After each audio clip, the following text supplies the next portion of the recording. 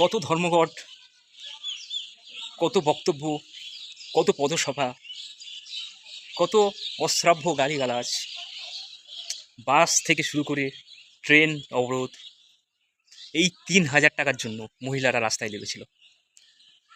তারা ৩,০০০ টাকার জন্য বাড়ির খাওয়া দাওয়া টোটাল বন্ধ করে দিয়েছিল। বাচ্চাকে স্কুলে পাঠাতে ভুলে গেছিল। বাড়ির কর্তা কাজে যাওয়ার পূর্বে খাবার গুছিয়ে দেওয়ার চিন্তা ভাবনাও ভুলে গেছে।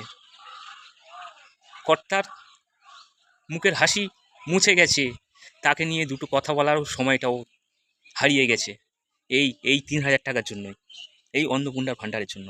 জানো বন্ধুরা, আজকের অন্নপূর্ণা ভাণ্ডার অ্যাকাউন্টে যেই মেসেজ এসছে, দেখছে তার টাকা অন্নপূর্ণা ভাণ্ডার এসে গেছে, আজকে সেই মেয়েটা, সেই মহিলা, সেই দিদি, তার অবস্থাটা দেখুন। এখন নৃত্য করছে। ভাবতে পারছেন ৩,০০০ টাকার ভ্যালুটা কতটা? দেখুন।